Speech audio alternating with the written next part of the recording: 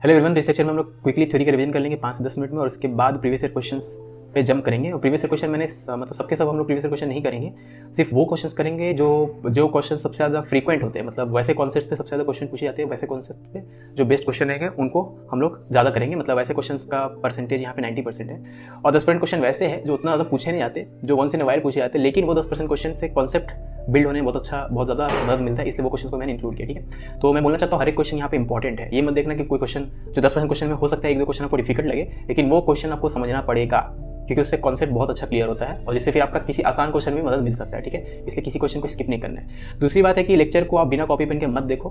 किसी भी लेक्चर को आप सिर्फ मेरे चैनल पर नहीं, किसी भी चैनल पे यूट्यूब पे आप लेक्चर देखते हो तो कॉपी पेन लेके देखा करो, क्योंकि आप कभी भी पैसिवली नॉलेज को अटेन नहीं कर सकते। आप कॉपी पेन लेके बैठो, जो चीज़ सीख रहे हो उसको लिखते जाओ। कोई क्वेश्चन आपको दिख रहा है उसको खुद से पॉज करके पहले खुद से ट्राई करो, नहीं बने फिर टीचर का सोल्यूशन देखो, फिर अगर आपसे बन भी गया तब भी टीचर का सोल्यूशन देखो, फिर मेथड को कंपेयर करो एंड सो ऑन। तो ये सब मतलब एक्टिवली आपको एंगेज करना पड़ेगा लेक्चर के साथ। आप खाली ये नहीं कि हाँ लेट के बेड पे आप मोबाइल में देख रहे लेक्चर, वैसे आप नॉलेज अटेन आपको लग रहा है आप कर रहे होगे लेकिन नहीं करोगे। एक्चुअल एग्जाम में जब आप पेन से उस सेम कॉन्सेप्ट पे बेस्ड क्वेश्चन बनाना चाहोगे तो हो सकता है कि आप गलती कर दो। ठीक है, और जो यहाँ पे मैंने क्वेश्चंस का सिलेक्शन किया है उसमें मैं रिसेंट ईयर को ज़्यादा प्रेफरेंस दिया। मतलब किसी कॉन्सेप्ट पे बेस्ड 2022 में भी क्वेश्चन पूछा गया, 2018 में भी क्वेश्चन पूछा गया, तो मैं 2022 का क्वेश्चन को इस लेक्चर में इंक्लूड करूँगा, 2018 का नहीं करूँगा। ठीक है, और इसी से रिलेटेड दूसरी बात भी है ये कि अगर किसी कॉन्सेप्ट से पिछले 4 साल में क्वेश्चन नहीं आया है तो हो सकता है कि उस कॉन्सेप्ट का क्वेश्चन डिस्कस करने के लिए, उस कॉन्सेप्ट पे बेस्ड क्वेश्चन डिस्कस करने के लिए मैं 10 साल पुराना क्वेश्चन भी चूज कर लूँ। तो ये मैं सोचना रही है तो 2010 का क्वेश्चन है वो रेलेवेंट नहीं है, वैसा कुछ भी नहीं है, हर एक क्वेश्चन रेलेवेंट होता है। ठीक है, ओके। दूसरी बात ये कि जो क्वेश्चन का नंबरिंग है उसको आप इग्नोर करना, क्योंकि पीडीएफ से काट के लिया गया है, तो हो सकता है कि सबसे पहला क्वेश्चन जो मैं डिस्कस करूँ उसमें क्वेश्चन नंबर 5 लिखा गया हो।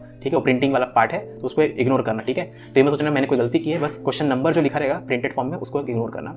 और लास्ट बात ये कि लेक्चर देखते देखते आपके मन में अगर कोई भी डाउट आए, आपको कुछ समझ में नहीं आया, तो टाइम स्टैम्प यूज़ करके कमेंट में पूछ सकते हो। टाइम स्टैम्प आप सही से यूज़ करोगे तो ब्लू कलर में आएगा आपके कमेंट लिखने के बाद। ठीक है, तो चलो स्टार्ट करते हैं। तो स्मॉल वर्क डन होता है F.ds, तो किसी किसी भी फोर्स का वर्क निकालना है तो उस फोर्स को वेक्टर फॉर्म में लिख दो, डॉट प्रोडक्ट ले लो, वो फोर्स का पॉइंट ऑफ एप्लीकेशन का जो डिस्प्लेसमेंट होगा वो। ठीक है, तो स्मॉल डिस्प्लेसमेंट के लिए W हो जाएगा और बड़े वर्क के लिए आपको इन स्मॉल वर्क्स को जोड़ना होगा, इंटीग्रेशन करना होगा। ठीक है ना, तो ज़्यादा रखना जो डिस्प्लेसमेंट होता है, जिस पॉइंट पे फोर्स लग रहा है वो पॉइंट कितना डिस्प्लेस हुआ है रादर देन वो ऑब्जेक्ट कितना डिस्प्लेस हुआ है। ठीक है, तो usually most of the questions में point of application of force का डिस्प्लेसमेंट और ऑब्जेक्ट का डिस्प्लेसमेंट सेम होता है, लेकिन ये हमेशा ट्रू नहीं है। फॉर एग्जांपल, जैसे मान लो एक रॉड है आपके पास, ठीक है, ये रोटेट कर रहा है ना, रॉड यहाँ से यहाँ आ गया और मान लो फोर्स आप इस पॉइंट पे लगा रहे हो। ठीक है, तो यहाँ पे देखोगे तो रॉड के डिफरेंट पॉइंट्स का डिफरेंट डिस्प्लेसमेंट हुआ है। जैसे ये वाला पॉइंट जो है हिंज के कॉन्टैक्ट में, ये डिस्प्लेस हुआ ही नहीं है। सेंटर ऑफ मास जो है ये यहाँ से यहाँ पहुँचा है, इसका डिस्प्लेसमेंट इतना है, और ये जो जिस पॉइंट पे फोर्स लगा रहे हो उस पॉइंट का डिस्प्लेसमेंट इतना है। ठीक है, तो अगर ये फोर्स हमेशा इसी तरफ लग रहा है, राइट की तरफ, जैसे जब ये रॉड यहाँ पे पहुँच जाए तब भी फोर्स राइट की तरफ लग रहा है, तब यहाँ पे डिस्प्लेसमेंट F.ds में ये वाला डिस्प्लेसमेंट नहीं है। या स्मॉल डिस्प्लेसमेंट करके भी ऐसे कर सकते हैं, सेम ही बात है, लेकिन समझ में आ रहा है ना यहाँ पे कि जिस पॉइंट पे फोर्स लग रहा है उसका डिस्प्लेसमेंट और सेंटर ऑफ मास का डिस्प्लेसमेंट, रॉड के अलग अलग पॉइंट का डिस्प्लेसमेंट डिफरेंट हो सकता है। ठीक है, ये उतना इंपॉर्टेंट पॉइंट नहीं है जेई के पॉइंट ऑफ व्यू से, लेकिन एडवांस में तो ऑफकोर्स इसके ऊपर ये कॉन्सेप्ट जब पता नहीं रहेगा तो आपका एडवांस का क्वेश्चन बनना मुश्किल होता है। ठीक है, ओके ठीक है। अब किसी फोर्स का वर्क निकालना है तो आप पहले टाइम चूज करोगे कि हाँ इस समय से लेकर इस समय तक, इस कन्फिगरेशन से लेकर इस कन्फिगरेशन तक, इस मोमेंट से लेकर इस मोमेंट तक वर्क निकालना है। फॉर एग्जांपल एक ब्लॉक है जो मान लो इन सब पोजीशन को क्रॉस करके जा रहा है, तो अगर आप 0 से लेकर 5 मीटर के बीच का वर्क निकालो चाहोगे इस फोर्स का, ठीक है, बहुत सारे फोर्स लग रहे होंगे, उनमें से एक में दिखा रहा हूँ मान लो, तो इस फोर्स का वर्क निकालना है यहाँ से यहाँ के लिए, तो यहाँ से यहाँ के बीच में पॉइंट ऑफ एप्लीकेशन फोर्स का डिस्प्लेसमेंट वो बोलेंगे। ठीक है, समझ में आ रही बात? तो वर्क हो जाएगा आपको जिस पॉइंट पर फोर्स लग रहा है उस पॉइंट का डिस्प्लेसमेंट आप देखोगे तो 5 मीटर के बराबर होगा। फोर्स उसी डायरेक्शन में, डिस्प्लेसमेंट उसी डायरेक्शन में, तो F into 20 into 5 into cos 0 degree, तो 100 जूल वर्क आ जाएगा। वर्क याद रखना स्केलर होता है। ठीक है ना, लेकिन अगर आप 5 से 9 के बीच का वर्क डन निकालोगे सेम फोर्स के लिए, तब डिस्प्लेसमेंट हो जाएगा 4 मीटर्स टुवर्ड्स राइट, वर्क भी फोर्स भी आपका 20 न्यूटन टुवर्ड्स राइट, तो 80 जूल हो जाएगा सो। ठीक है ना, तो सबसे पहले चूज करना कि कब से कब के लिए आप वर्क निकाल रहे हो। जब तक वो चूज नहीं करोगे तो आपका क्लैरिटी नहीं रहेगा कि आप क्या अप्रोच कर रहे हो। आप रैंडमली कुछ भी किसी दूसरे ड्यूरेशन के लिए वर्क निकाल दे रहे हो, किसी दूसरे के लिए चेंजिंग काइनेटिक एनर्जी निकाल दोगे तो फिर प्रॉब्लम हो जाएगी। ठीक है, ओके। अब वर्क अगर फोर्स आपका कांस्टेंट है ओवर दैट डिस्प्लेसमेंट, यानी कांस्टेंट मतलब मैग्नीट्यूड में भी ऐसे डायरेक्शन में, तब वर्क डायरेक्टली आप Fs cos थीटा यूज़ कर लोगे, जो कि ऊपर तो एग्जांपल मैंने किया भी था। ठीक है, तब इंटीग्रेशन की जरूरत नहीं, इनफैक्ट इंटीग्रेशन से ही आया है, यहाँ पे मैंने रीजन लिखा है, तो पीडीएफ आपको मिल जाएगा, डिटेल में पढ़ लेना। ठीक है, अभी मैं मोस्ट इंपॉर्टेंट चीज़ बता रहा हूँ। अब किसी फोर्स का वर्क डन जो होता है टाइम पे, मतलब पाथ पे डिपेंड नहीं करता। ठीक है, जैसे फॉर एग्जाम्पल सपोज किसी मास को आप इस पोजीशन से इस पोजीशन तक लाओगे, है ना, इस पोजीशन से इस पोजीशन के बीच में। ठीक है ना, तो बहुत सारे तरीके हो सकते हैं मास को ऊपर से नीचे लाने का, है ना। तो मैं यहाँ पे 3 तरीका दिखाया हूँ, 3 पाथ दिखाया हूँ। इन तीनों पाथ के लिए अगर आप mg का वर्क निकालोगे, हर एक फोर्स की बात नहीं कर रहे, सिर्फ mg का वर्क डन आएगा इन तीनों पाथ के लिए सेम। ठीक है। तो कोई कोई फोर्स होते हैं जिनका वर्क पाथ पे डिपेंड नहीं करता, उन फोर्सेस को हम लोग कंजर्वेटिव फोर्स बोलते हैं। फॉर एग्जांपल ग्रेविटी का, है ना। अब वर्क के थ्योरम की बात कर लेते हैं। तो work done bye all the forces on a system between initial configuration, किसी भी इनिशियल स्टेट से फाइनल स्टेट के बीच में, मतलब किसी भी दो मोमेंट्स ऑफ टाइम के बीच में जितना भी टोटल वर्क हुआ होगा सिस्टम पे, internal forces as well as external forces के द्वारा, उन सबका सम यानी total work done on a system is equal to change in kinetic energy of the system. ठीक है। तो सिस्टम में जितने भी ऑब्जेक्ट्स होंगे सबका काइनेटिक एनर्जी का सम कर लेंगे फाइनल स्टेट में, और सबका काइनेटिक एनर्जी का सम कर लेंगे इनिशियल स्टेट में, और दोनों को सबट्रैक्ट कर लेंगे, final kinetic energy minus initial. ये हो जाएगा change in kinetic energy of the system between those two states, और work done on the system by all the forces internal as well as external between those states, ये दोनों equal होंगे। ठीक है। मतलब वर्क डन किसी duration के लिए is equal to change in kinetic energy for that duration. ठीक है। तो total work done is equal to change in kinetic energy. अब आप टोटल वर्क डन को इंटरनल एक्सटर्नल में कन्वर्ट तोड़ सकते हो। इंटरनल को आप दो पार्ट में फिर से तोड़ सकते हो, conservative as well as non conservative.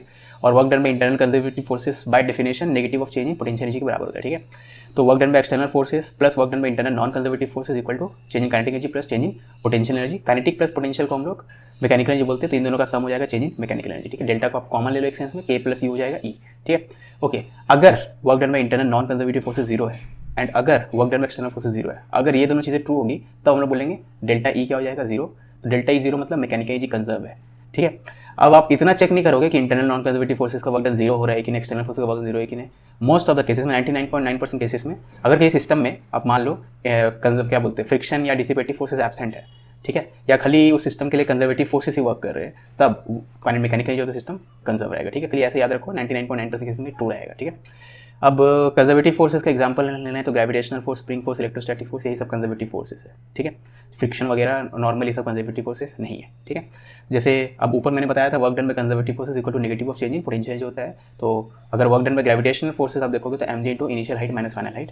ठीक है। यानी change in gravitational potential energy हो जाएगा इसका नेगेटिव, यानी mg final height minus initial height. वैसे change in spring potential energy हो जाएगा half K xf square minus xi square. ठीक है ना। Work done by spring force xi square minus xf square रहेगा, लेकिन change in spring potential energy क्योंकि इसका नेगेटिव होगा तो xf square minus xi square.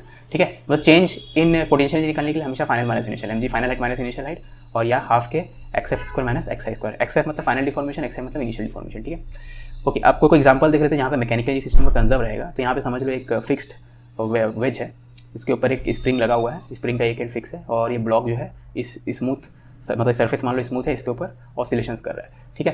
तो सबसे पहले तो आप सिस्टम डिसाइड करना, तो सिस्टम में उन सबको लेना जो जो पोटेंशियल एनर्जी का पेयर में आ रहे होंगे। जैसे क्या देखना, स्प्रिंग पोटेंशियल एनर्जी, स्प्रिंग और ब्लॉक सिस्टम का पोटेंशियल एनर्जी। ठीक है ना। वैसे ये ब्लॉक और अर्थ के बीच में ग्रेविटेशनल पोटेंशियल एनर्जी रहेगा। ठीक है ना। तो आपको अगर देखो ग्रेविटी तो कंजर्वेटिव फोर्स है, स्प्रिंग कंजर्वेटिव फोर्स है, तो स्प्रिंग फोर्स किसके बीच में लग रहा है, स्प्रिंग और ब्लॉक के बीच में। ग्रेविटेशनल फोर्स किसके बीच में लग रहा है, ब्लॉक और अर्थ के बीच में। ठीक है। तो इन तीनों को आपको लेना ही पड़ेगा। तो अगर इन तीनों को सिस्टम ले तो इस सिस्टम का मैकेनिकल एनर्जी कंजर्व रहेगा, क्योंकि इस सिस्टम पर अगर आप ध्यान से देखोगे तो खाली इंटरनल कंजर्वेटिव फोर्सेस नेमली स्प्रिंग फोर्स और ग्रेविटेशनल फोर्स ही वर्क कर रहा है।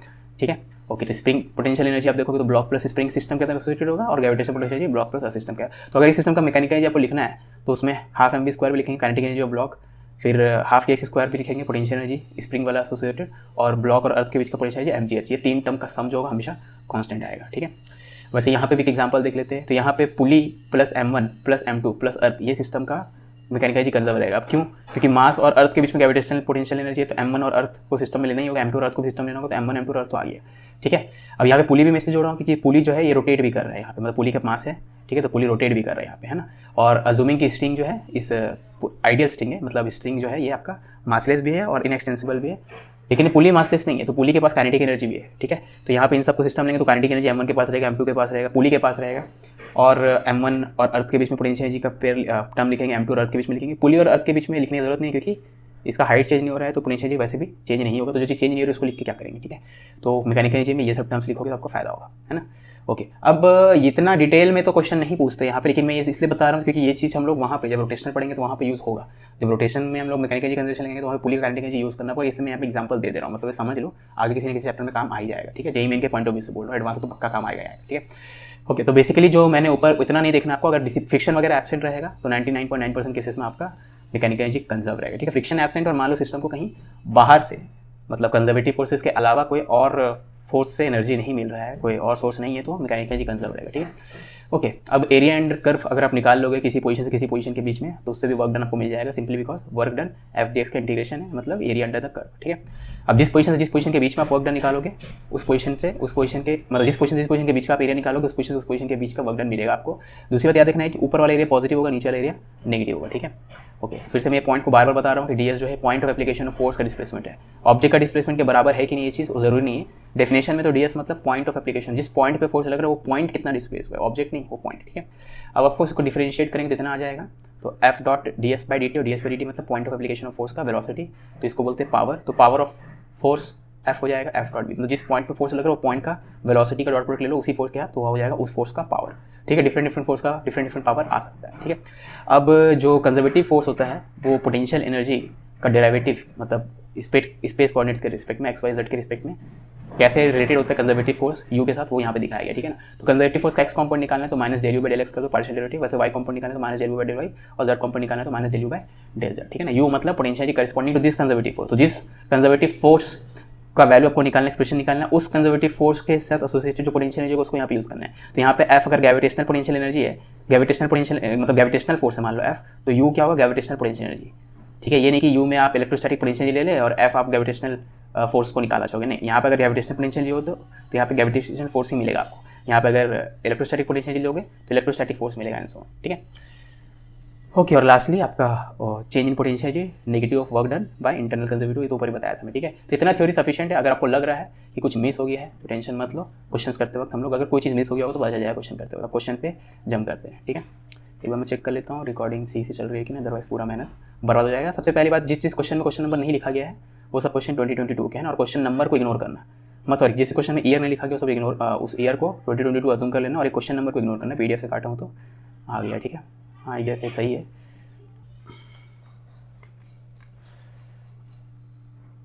A particle of mass m is moving in a circular path of constant radius r such that its centripetal acceleration, तो centripetal acceleration का एक्सप्रेशन दे दिया है, power delivered to the particle by the force acting on it is, okay ठीक है। तो आपको centripetal acceleration आपको यहाँ पे दे दिया है, ठीक है। तो power delivered by the force acting on it is given by, ठीक है। तो पावर आपको पता है एफ डॉट वी होता है, ठीक है। ओके, अब यहाँ पे याद रखना कि जो फोर्स की बात करें यहाँ पे तो दो कंपोनेंट आएंगे फोर्स के, एक तो सेंटर की तरफ और एक टेंजेंट की तरफ। तो अगर आप फोर्स का वैल्यू देखो तो एक तो सर्कल में चलने के सेंटर की तरफ फोर्स रहेगा सेंट्रीपिटल फोर्स, और एक क्योंकि टेंजेंशियल एक्सेलरेशन है तो टेंजेंशियल फोर्स भी होना चाहिए, ठीक है। तो आपको बेसिकली पूछा power delivered to the particle by the force acting on it, मतलब नेट पावर पूछा गया। फोर्स एक्टिंग ऑन इट मतलब क्या, net force acting on it, ठीक है ना। तो अब अगर वेलोसिटी देखोगे तो वेलोसिटी तो पार्टिकल का टेंजेंशियल है, वेलोसिटी हमेशा पाथ के टेंजेंशियल होता है, ठीक है। तो वेलोसिटी इस तरफ है, तो आप देख सकते हो पावर में एफ का पावर तो जीरो आएगा क्योंकि एफ जो है वेलोसिटी के परपेंडिकुलर है ना, लेकिन एफ का पावर जीरो नहीं आएगा, तो ये simply F T into B हो जाएगा, ये दोनों सेम डायरेक्शन, ठीक है। तो टेंजेंशियल फोर्स और वेलोसिटी का प्रोडक्ट कर देना आपको, है ना। ओके, अब टेंजेंशियल फोर्स होता है आपका, टेंजेंशियल एक्सेलरेशन आपको दे दिया है, सेंट्रीपिटल एक्सेलरेशन दे दिया, सॉरी। टेंजेंशियल फोर्स होता है mass into tangential acceleration, tangential acceleration क्या होता है D by rate of change of speed, ठीक है। तो आपको बस ये निकालना है ना। अब rate of change of speed आप निकाल लो कैसे, सेंट्रीपिटल एक्सेलरेशन दिया हुआ है तो आप एक काम करोगे, सेंट्रीपिटल एक्सेलरेशन ये दिख रहा है, नहीं दिखेगा यहाँ पे ना, चलो यहाँ पे अलग से निकाल लेता हूँ मैं, एक मिनट नीचे निकाल लेता हूँ मैं। सेंट्रीपिटल एक्सेलरेशन जो आपको होता है वी स्क्वायर बार होता है, ठीक है। और सेंट्रीपिटल एक्सेलरेशन आपको दे दिया क्वेश्चन में के स्क्वायर आर टी स्क्वायर, तो ये आपको दे दिया के स्क्वायर आर टी स्क्वायर, ठीक है ना। तो ये आपका हो गया। चलो रेडियस को लोग स्मॉल आर से डिनोट करा, तो मैं भी स्मॉल आर से डिनोट करता हूँ, कन्फ्यूजन ना रहा। तो सेंट्रीपिटल एक्सेलरेशन के बराबर होता है, तो यहाँ पे speed as a function of time मिल जाएगा, तो speed as a function of time क्या आ गया के आर टी। तो एक बार speed as function of time आ गया, उसको यहाँ पे पुट कर देंगे K R T M into K R T का डिफ्रेंशिएशन, ठीक है। तो के और आर तो टाइम का चेंज नहीं हो रहा है, के कांस्टेंट है और आर रेडियस ऑफ सर्कल है, सर्कुलर पाथ का रेडियस ऑफ टाइम का चेंज नहीं होगा, अदरवाइज सर्कुलर मोशन नहीं रहेगा, और डी टी 1 हो जाएगा। तो आपका पावर आ गया एम के आर वी, ठीक है। अब आप ऑप्शंस देखोगे तो कहीं भी वी नहीं है, तो हमें वी को हटाना पड़ेगा। तो वी का वैल्यू क्या है के आर टी, उसको वापस यहाँ पुट कर देंगे, तो वी का वैल्यू के आर टी पुट कर देंगे, तो क्या हो जाएगा m k square r square t, तो m k square r square t option C, ठीक है। Pendulum is suspended by a string of length 250 cm. The mass of bob of pendulum is 200 gram. The bob is pulled aside until the string is at 60 degree with vertical. As shown in figure, जरूरत नहीं figure का वैसे। After releasing the bob, the maximum velocity attained by the bob, ठीक है। तो basically Bob को 60 degree पे से रिलीज करके जब बॉब मेन पोजीशन पाएगा तभी तो मैक्सिमम वेलोसिटी अटेंड करेगा। तो आपसे पूछा गया मैक्सिमम वेलोसिटी मतलब बॉब जब मेन पोजीशन में आएगा तब का वेलोसिटी, ठीक है। तो अब बॉब जब यहाँ से यहाँ ट्रैवल कर रहा है, बॉब जब यहाँ से यहाँ ट्रैवल कर रहा है, आपको पता है कि इसके ऊपर टेंशन का वर्क डन तो जीरो है, ठीक है। क्योंकि टेंशन हमेशा डिस्प्लेसमेंट के, स्मॉल डिस्प्लेसमेंट के या इंस्टेंटेनियस वेलोसिटी के परपेंडिकुलर टेंशन का कोई पावर नहीं आएगा, तो वर्क इसके ऊपर जो हो रहा है टेंशन का जीरो है, ठीक है। तो खाली आप देखो कि बॉल का यहाँ से आते वक्त खाली टेंशन एम जी एक्ट कर रहा है, टेंशन का वर्क डन जीरो है, तो मतलब सिर्फ एम जी का वर्क हो रहा है, सिर्फ एम जी का वर्क हो रहा है, मतलब सिर्फ कंजर्वेटिव फोर्स वर्क कर रहा है, सिर्फ कंजर्वेटिव फोर्स वर्क कर रहा है, मतलब डेल्टा ई जीरो होगा, ठीक है। तो वर्क डन बाय टेंशन यहाँ पे जीरो है, तो डेल्टा ई आपका जीरो है ना, क्योंकि खाली ग्रेविटी और टेंशन ही वर्क कर रहा है, टेंशन का वर्क डन जीरो है, तो मैकेनिकल एनर्जी कंजर्व रहेगा ना, ठीक है। मतलब सिर्फ कंजर्वेटिव फोर्स याद रखना, कंजर्वेटिव फोर्सेस काइनेटिक एनर्जी या कुछ पार्ट को पोटेंशियल एनर्जी में कन्वर्ट करते हैं, या पोटेंशियल एनर्जी को काइनेटिक एनर्जी में कन्वर्ट करते यही करते हैं कंजर्वेटिव फोर्स, और कुछ नहीं करते। तो क्योंकि मैकेनिकल एनर्जी में काइनेटिक एनर्जी भी आता है, पोटेंशियल एनर्जी भी आता है, तो मैकेनिकल एनर्जी को चेंज नहीं कर पाता है कंजर्वेटिव फोर्स का वर्क, वो खाली काइनेटिक घटा के पोटेंशियल को बढ़ा सकता है, पोटेंशियल घटा के काइनेटिक को बढ़ा सकता है, लेकिन दोनों का सम को कांस्टेंट रखता है, ठीक है। तो डेल्टा ई जीरो है, तो यानी यहाँ का काइनेटिक एनर्जी, अगर यहाँ पे स्पीड इसका u है और यहाँ पे स्पीड इसका v है, तो यहाँ पे काइनेटिक एनर्जी इतना, और यहाँ पे अगर इन दोनों पोजीशन के बीच में हाइट डिफरेंस h है, तो यहाँ पे काइनेटिक एनर्जी इतना, और इस पोजीशन में पोटेंशियल एनर्जी हो जाएगा mgh, ठीक है। मैं पोटेंशियल एनर्जी का जीरो कहीं भी चूज़ कर सकते हो, तो मैं इस लोएस्ट लेवल को ही जीरो चूज़ कर रहा हूँ। तो यहाँ पे जब बॉल है तब कोई पोटेंशियल नहीं है, काइनेटिक एनर्जी, और यहाँ पे जब है तो रेफरेंस h हाइट ऊपर है तो mgh, ठीक है। तो बेसिकली आपके पास ये इक्वेशन आ जाएगा। तो डायरेक्टली वैसे क्वेश्चन में जहाँ से ग्रेविटी वर्क कर रहेगा, तो वहाँ पे v square equal to u square plus 2g हम लोग डायरेक्टली यूज़ करेंगे। पहला क्वेश्चन था ऐसा टाइप का, इसलिए मैंने थोड़ा दिखा दिया कैसे आता है ये, ठीक है।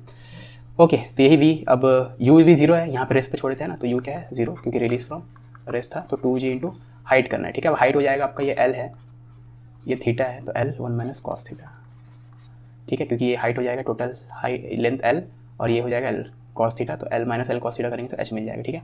तो ये भी इस फॉर्म में लिखने का फ़ायदा है कि ये आप याद रखना कि जब भी थीटा एंगल नीचे आएगा पेंडुलम, ठीक है, तो इतना हाइट के थ्रू नीचे आएगा l 1 माइनस कॉस थीटा, ठीक है।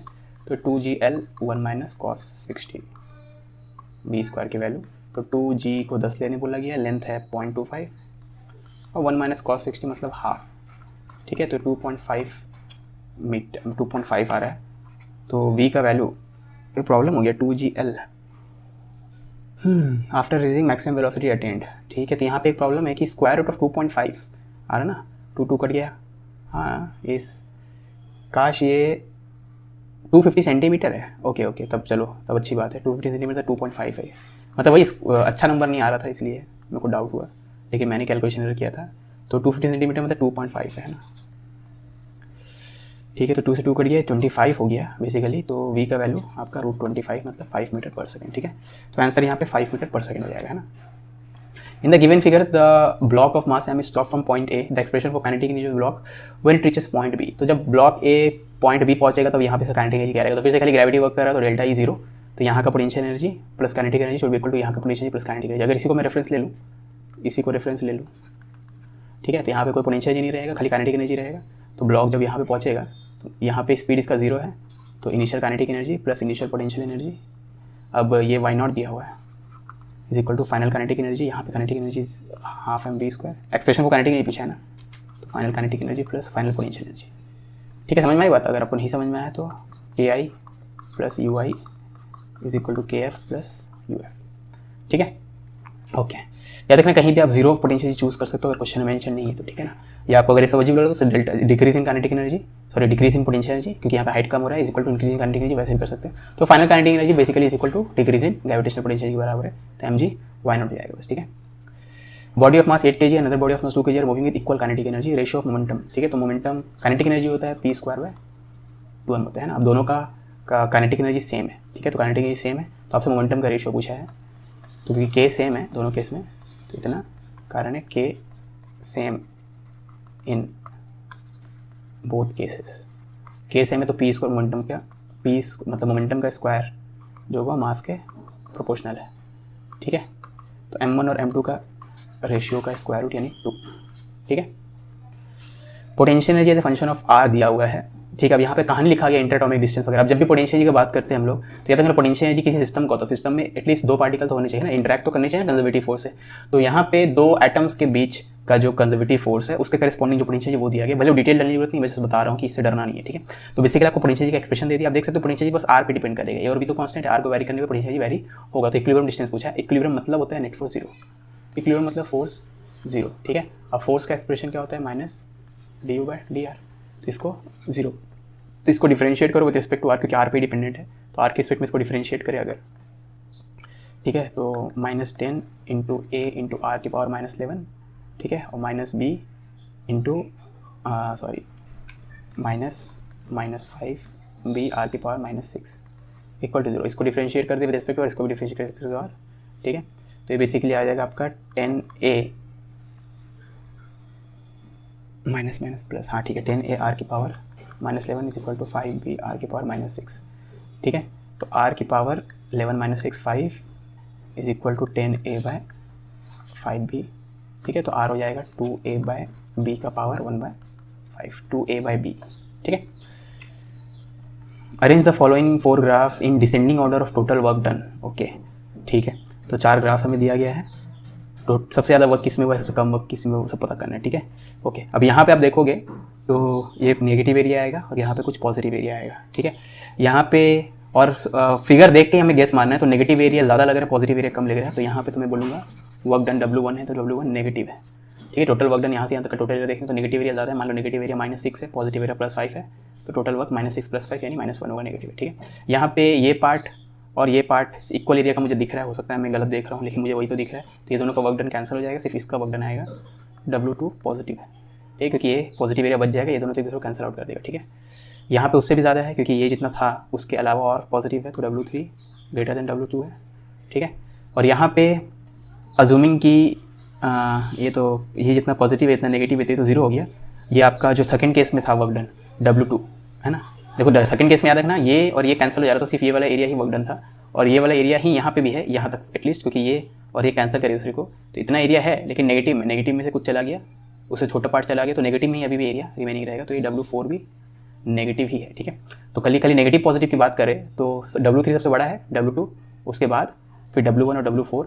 W1 तो स्लाइटली नेगेटिव होगा क्योंकि ये दोनों का एरिया ऑलमोस्ट इक्वल दिख रहा है, ठीक है, लेकिन ये W4 ज़्यादा नेगेटिव होगा, है ना, समझ में आ रही बात। देखो जैसे ये वाला एरिया मान लो +5 है, ये वाला -5 है, 0 हो गया। ये वाला एरिया +10 है, ये वाला एरिया मान लो 3 है, तो सॉरी ये वाला एरिया -10 है, ये वाला एरिया 3 है, तो -7 हो गया, W4 का वैल्यू -7, तो W4 सबसे छोटा होना चाहिए, ठीक है। तो W4 सबसे छोटा इस ऑप्शन में और इस ऑप्शन में, है ना, और आपका W2 सबसे बड़ा होना चाहिए, सबसे W3 सबसे बड़ा होना चाहिए, तो W3 सबसे बड़ा यहाँ पे है, ठीक है। फिर ये भी चेक कर लेते W2 और W1, W2 बड़ा है W1 से, W2 बड़ा है W1 से, हाँ ये भी सही है, ठीक है। तो ये सब मैच कर रहा है ए में। याद रखना ऐसे क्वेश्चन में थोड़ा तुक्का लगेगा ही, ठीक है, थोड़ा तुक्का है, जैसे यहाँ पे अजूम करना कि ये दोनों एक दूसरे को कैंसिल करो, उसमें अजूम कर रहा हूँ, ठीक है। 2 persons A and B perform same amount of work in moving a body through a certain distance D with application of force acting at 45 degree and 60 degree with the direction of displacement, ठीक है, the ratio of force applied by A, ठीक है। तो आपको बोल दिया work done same है दोनों केस में, ठीक है, तो वर्क डन सेम है, ठीक है। तो F1 D1 फर्स्ट केस में एंगल कितने 45 is equal to F2 displacement in second case cos 60, ठीक है। तो force applied by person A to person B, तो F1/F2 का वैल्यू आपको दे दिया है, F1/F2 कितना हो जाएगा, अब D2 cos 60 divided by D1 cos 45, ठीक है। पूरा डिस्टेंस, अब डिस्प्लेसमेंट भी दोनों का सेम ही है, तो अरे यार खाली 1 नहीं मिटेगा मेरे से,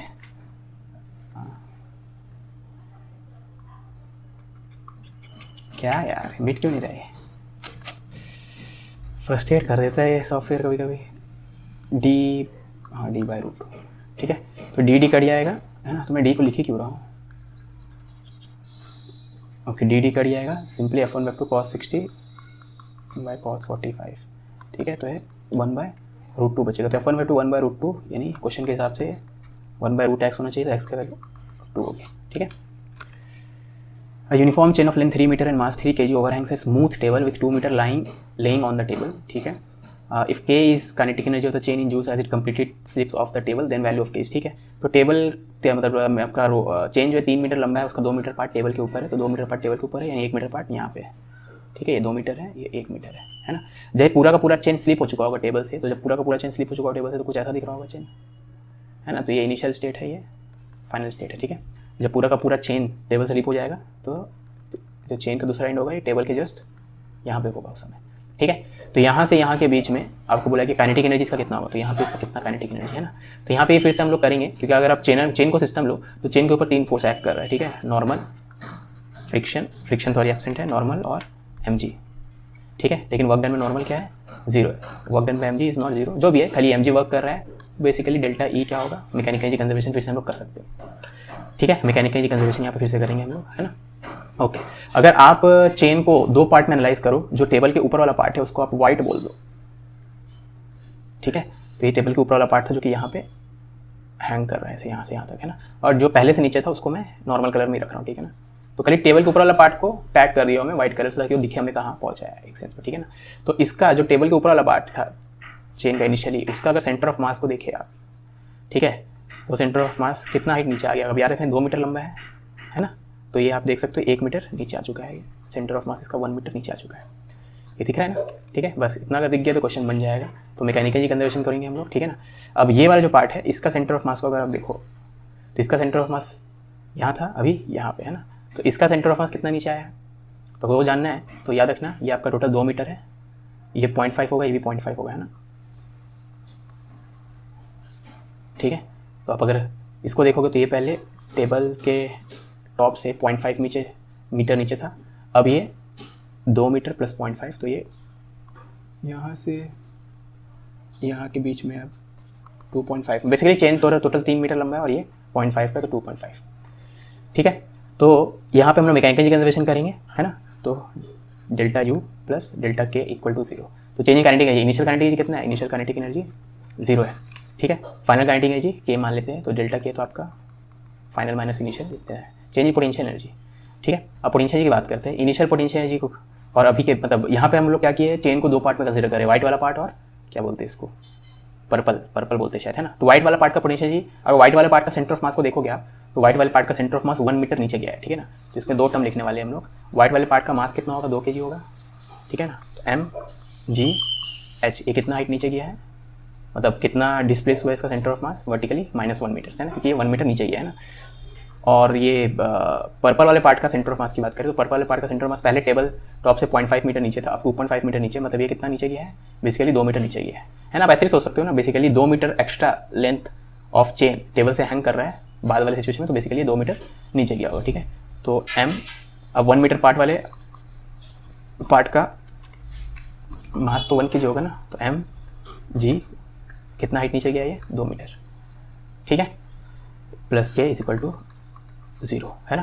तो ये -2g, ये -2g, तो k का वैल्यू 4g, मतलब 40 जूल, ठीक है। तो इसका आंसर होना चाहिए 40, है ना। Value of k in joule बोलना चाहिए, हाँ जूल बोल दिया ना, हाँ ठीक है 40, ठीक है। समझ में आई बात, बहुत आसान क्वेश्चन था, ओरली हो जाना चाहिए, इतना समझाने की जरूरत नहीं पड़ना चाहिए, लेकिन ठीक है ये समझा दी, समझ में आना चाहिए। नहीं समझ में आया तो फिर से वाला पार्ट को देखो, ठीक है। हमें किस चीज़ को पहले तो ड्रॉ करना होगा, इनिशियल स्टेट और फाइनल स्टेट को, है ना। जिस स्टेट में काइनेटिक एनर्जी निकालना है उस स्टेट को ड्रॉ कर दो, और जो इनिशियल स्टेट हमें गिवन है क्वेश्चन में उसको ड्रॉ, क्योंकि उस समय का हमें काइनेटिक एनर्जी पता है 0 है, ठीक है। और फिर ये एस्टैब्लिश करो, देखो नॉर्मल हमेशा परपेंडिकुलर टू ये चेन का डिस्प्लेसमेंट है, तो नॉर्मल का वर्क डन 0 है, फ्रिक्शन एब्सेंट है तो फ्रिक्शन का वर्क डन 0, तो नॉर्मल, फ्रिक्शन, ग्रेविटी, यही 3 फोर्स है, तो यहाँ पॉसिबल ही नहीं है।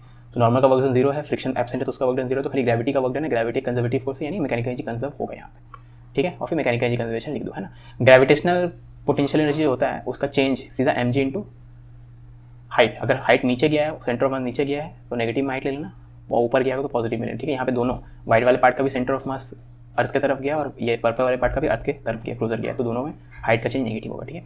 If kinetic energy of a moving body become 4 times is initial kinetic energy then percentage change in momentum, ठीक है। तो kinetic energy becomes 4 times of initial, है ना। तो final kinetic energy 4 times of initial kinetic energy है, ठीक है। Kinetic energy क्या होता है, p²/2m, है ना, अज्यूमिंग उस पार्टिकल का मास चेंज नहीं हो रहा है, ठीक है। तो ये कट गया, तो आप देख सकते हो यहाँ पे फाइनल मोमेंटम, काइनेटिक एनर्जी क्या होता है, p²/2m, ठीक है। तो final momentum is 4 times of, final momentum का square is 4 times of initial momentum का स्क्वायर, यानी final momentum is 2 times of initial momentum, ठीक है।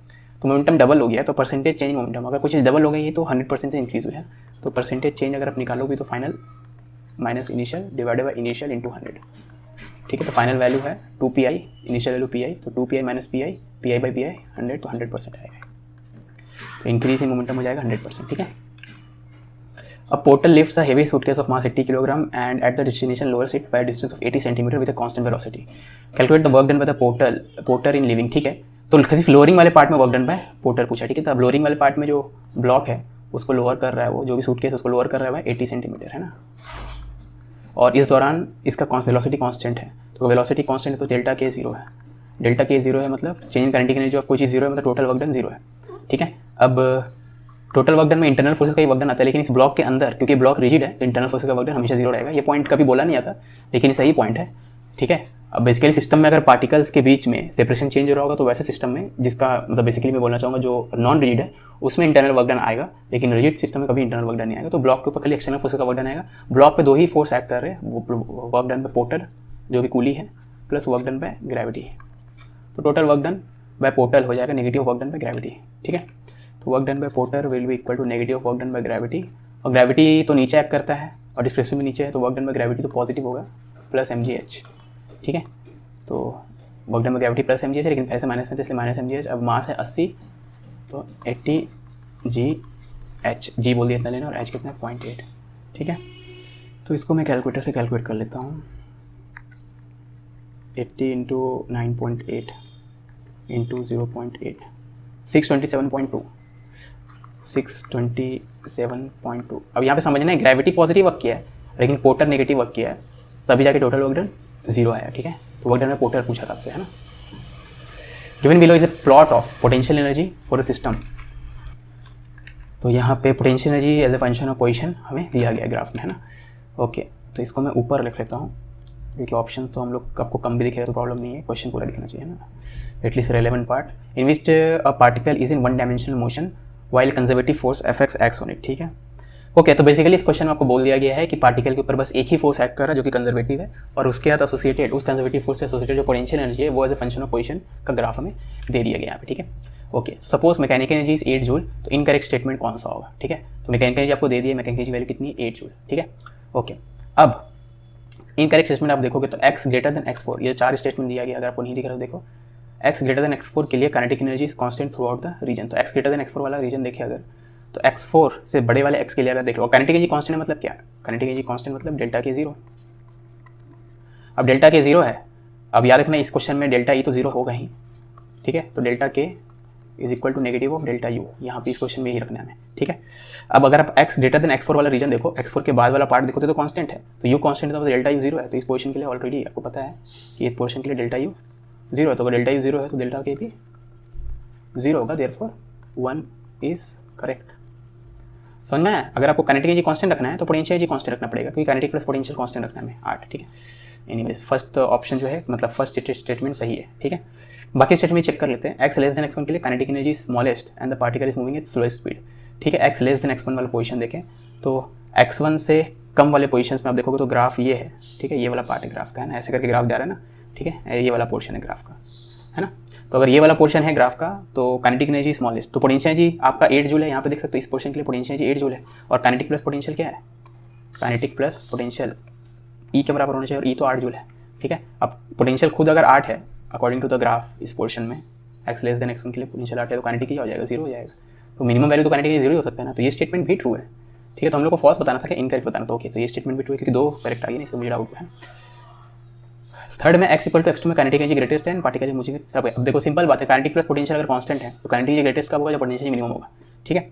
ओके, तो काइनेटिक एनर्जी ग्रेटेस्ट है पार्टिकल, ठीक है। तो इन सब पोजीशन में सबसे कम पोटेंशियल कहाँ पे है, ग्राफ सबसे कम हाइट कहाँ पे अटेंड करे, यहीं पे होगा। तो इस पॉइंट पे आप देख सकते हो u मिनिमम है, which implies kinetic energy maximum होगा, ठीक है। यानी थर्ड भी सही है। तो ये तीनों स्टेटमेंट सही है, हमें इनकरेक्ट स्टेटमेंट पूछा गया तो यही होना चाहिए। अब चेक भी कर लेते हैं, x इक्वल टू x4 पे काइनेटिक एनर्जी 4 जूल है, x इक्वल टू x3 पे, सॉरी काइनेटिक एनर्जी 4 जूल है ना, x3 पे। तो x3 पे आपका पोटेंशियल एनर्जी 4 जूल है, तो काइनेटिक भी तो 4 ही होगा ना, टोटल आपका 8 चाहिए ना हमें।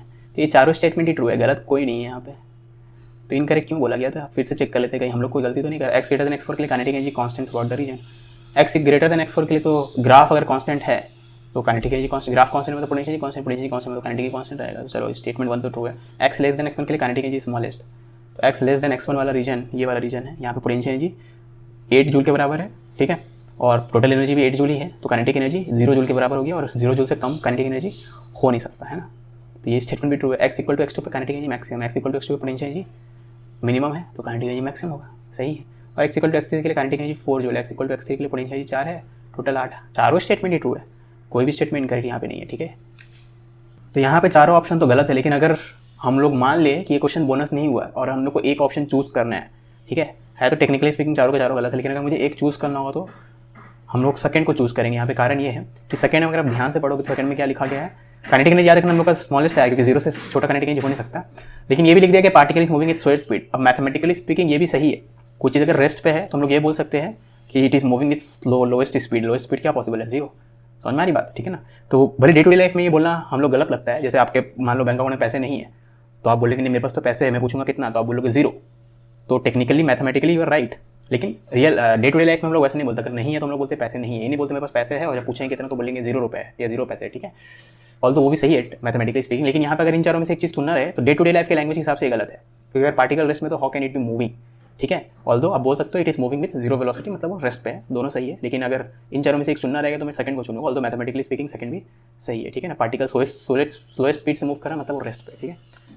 समझना ही बात बस। A particle slides on a frictionless track AOC starting from rest at point ए, ठीक है। तो ए से रेस्ट पे स्टार्ट हुआ, ऐसे करके फ्रिक्शनलेस ट्रैक से गया सी से, वो मतलब इस पाथ मतलब क्या बोलते हैं, इस चीज़ के कॉन्टैक्ट से लीव कर गया सी पे ना, फिर प्रोजेक्टाइल जैसा मूव कर रहा हो, ठीक है। When it reaches highest point P which is a height of 1 metre, तो ये 1 मीटर ऊपर है ये, ठीक है। काइनेटिक एनर्जी यहाँ पे कितना होगा, तो बेसिकली हम लोग क्या करेंगे, kinetic energy at point A plus potential. अब याद रखना A से P तक जाते वक्त अगर आप देखोगे तो इसके ऊपर फ्रिक्शन तो वर्क नहीं कर सकते क्योंकि स्मूथ ट्रैक था। तो A से P तक जाते हुए इसका 3 ही फोर्स एक्ट किया है, फ्रिक्शन, नॉर्मल और mg, ठीक है। फ्रिक्शन का वर्क डन 0 है, नॉर्मल का वर्क डन 0 है, तो खाली mg वर्क कर रहा है, मतलब मैकेनिकल एनर्जी कंजर्व रहेगा, ठीक है ना। तो बेसिकली अगर मैं लिखना है तो work done friction 0, mechanical energy conserve करेंगे हम लोग, है ना। मतलब ये kinetic energy plus potential energy at point A is equal to kinetic energy at point P plus potential energy at point P, ठीक है। आप delta K is equal to minus delta U वो भी कर सकते हैं। तो ए पे काइनेटिक एनर्जी 0 है क्योंकि रेस्ट से स्टार्ट किया था। ए पे पोटेंशियल एनर्जी कितना है, अब अगर आप ग्राउंड को रेफरेंस लो, कहीं भी ले सकते हो, P को भी ले सकते हो, ए को भी ले सकते हो, मैं ग्राउंड को रेफरेंस ले रहा हूँ, ठीक है। तो मैं ग्राउंड को रेफरेंस ले रहा हूँ, तो ए पे पोटेंशियल हो जाएगा mg इंटू h, और पॉइंट P पे काइनेटिक एनर्जी हमें पता करना है, पॉइंट P पोटेंशियल हो जाएगा mg इंटू पॉइंट P का हाइट कितना है 1, ठीक है। तो काइनेटिक एनर्जी पॉइंट P हो जाएगा mg, और m कितना है 1, g को 10 लेंगे तो 10 2, ठीक है। तो आंसर क्या हो जाएगा 10, ठीक है। A block of mass M lying on a frictionless horizontal surface attached to a spring of negligible mass, ठीक है। Spring constant K other end of the spring is fixed as shown in the figure, okay. The block is initially at rest at equilibrium position, ठीक है, okay. If now the block is pulled with a constant force F, maximum speed of the block is, ठीक है। अब speed maximum कब होगी, तो speed maximum तब होगी जब वेलोसिटी का मैग्नीट्यूड मैक्सिमम हो, ठीक है। अगर राइट का डायरेक्शन को भी देखो, ब्लॉक तो राइट की तरफ मूव कर, आपको पता ही है, तो अगर राइट को मैं पॉजिटिव लूँ तो वही इसका जो वेलोसिटी होगा वही इसका स्पीड हो जाएगा, ठीक है ना। तो वेलोसिटी मैक्सिमम कब होगा, जब एक्सेलरेशन 0 हो। तो स्पीड मैक्सिमम कब होगा, जब बेसिकली एक्सेलरेशन 0 होगा, ठीक है। एक्सेलरेशन 0 मतलब नेट फोर्स 0। तो ब्लॉक के ऊपर 2 फोर्स लग रहा है, एक F ये आप लगा रहे हो और एक स्प्रिंग फोर्स जो कि स्प्रिंग लगा रहा होगा, ठीक है। जब ये दोनों इक्वल होंगे तब नेट फोर्स 0 होगा। तो नेट फोर्स 0 मतलब आपका फोर्स और स्प्रिंग फोर्स दोनों बराबर होना चाहिए, आपका फोर्स है ये स्प्रिंग का फोर्स है, ठीक है। तो जिस पॉइंट पे दोनों फोर्स इक्वल अपोजिट होंगे उस समय नेट फोर्स 0, क्योंकि बाकी इसमें और भी फोर्स लग रहे हैं नॉर्मल mg, लेकिन वो तो हमेशा एक दूसरे को कैंसिल आउट करेंगे, ठीक है। तो यही आपका इस पोजीशन पे ही मैं बोलना चाहता हूँ कि आपका एक्सेलरेशन 0 का मतलब इस पोजीशन पे ही स्पीड जो होगी मैक्सिमम होगी, ठीक है। स्पीड मैक्सिमम है ना, ये लग रहा होगा मिटा दिया, स्पीड मैक्सिमम होगी जब एक्सेलरेशन 0 होगा और इस पोजीशन पे होगा, ठीक है। तो अगर बात करें हम लोग, मान लो ब्लॉक यहाँ से चलना स्टार्ट किया था, ठीक है। तो x equal to F by K, इस पोजीशन पे जब ब्लॉक पहुँचेगा इस पोजीशन पे इसका स्पीड मैक्सिमम होगा, ठीक है। तो बस यहाँ से यहाँ के बीच में अगर देखें तो इसका डिस्प्लेसमेंट कितना है, इसका डिस्प्लेसमेंट है एफ बाई के, ठीक है। तो वर्क डन बाय एफ, अब आपका फोर्स तो कांस्टेंट है, तो work done by F plus work done by spring on the block, वो ब्लॉक पे वर्किंग थ्योरम लगा रहा हूँ, total work done is equal to change in kinetic energy of block. तो फाइनल काइनेटिक एनर्जी हो जाएगा ब्लॉक का आप इतना, इनिशियल काइनेटिक एनर्जी यहाँ पे तो रेस्ट से स्टार्ट किया था, मैं यहाँ से यहाँ के बीच में वर्किंग थ्योरम लगा रहा हूँ, ठीक है। इनिशियल एनर्जी क्या है 0। अब यहाँ से यहाँ जब ब्लॉक जा रहा है तो इसके ऊपर नॉर्मल का वर्क डन 0, mg का वर्क डन 0 है, आपका फोर्स जो है राइट की तरफ लग रहा है और डिस्प्लेसमेंट भी राइट की तरफ हुआ है, फोर्स का मैग्नीट्यूड भी कांस्टेंट है, तो आपका वर्क डन तो सिंपली F इंटू एस हो जाएगा, फोर्स बाय यू और डिस्प्लेसमेंट, ठीक है। Work done by spring, spring का वर्क डन हाफ के इनिशियल डिफॉर्मेशन का स्क्वायर माइनस फाइनल डिफॉर्मेशन का स्क्वायर होता है, ठीक है। ओके, तो इसको मैं थोड़ा शिफ्ट कर रहा हूँ जगह बनाने के लिए, यहाँ पे is equal to half mv square है ना, बस। तो एफ स्क्वायर बाय के ये हो जाएगा। अब फाइनल इनिशियल डिफॉर्मेशन तो 0 है, ठीक है, तो माइनस एफ के, और फाइनल डिफॉर्मेशन को पता है एफ बाय के, तो ये F square by k minus F square by 2k is equal to half mv square. तो F square by 2k is equal to half mv square, half half cancel हो गया दोनों तरफ, तो v की value F square by M k आ जाएगा, ठीक है। F square by M K है ना। F square by M K, F square by M K, ठीक है। ओके,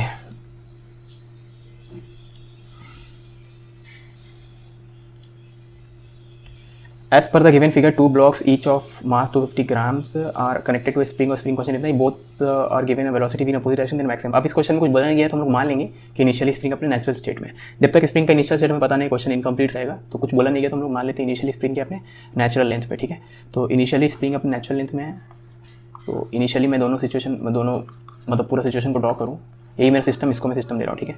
और फाइनली दोनों ब्लॉक्स जब रेस्ट पाएंगे उस समय मैक्सिमम एलोंगेशन होगा स्प्रिंग का, है ना। अब सिमेट्री से आप बोल सकते हो कि दोनों ब्लॉक्स आइडेंटिकल है और दोनों को इक्वल स्पीड्स दिया गया है, तो सिमेट्री से दोनों ब्लॉक सेम टाइम पे रेस्ट पाएंगे, ठीक है। ये आप मोमेंटम कंजर्वेशन से ही प्रूव कर सकते हो। इस सिस्टम को अगर आप कंसीडर करो तो सिस्टम पे एक्सटर्नल फोर्सेस एब्सेंट है, मतलब प्रेजेंट है लेकिन उनका वेक्टर सम 0 है, ठीक है, क्योंकि सिस्टम पे हॉरिजॉन्टल डायरेक्शन से फ्रिक्शन फोर्स लगा सकते हैं लेकिन फ्रिक्शनलेस टेबल पे रखा गया है ना। कुछ वो भी नहीं बोला गया तो भी आप मान लो फ्रिक्शनलेस सरफेस पे है, ठीक है।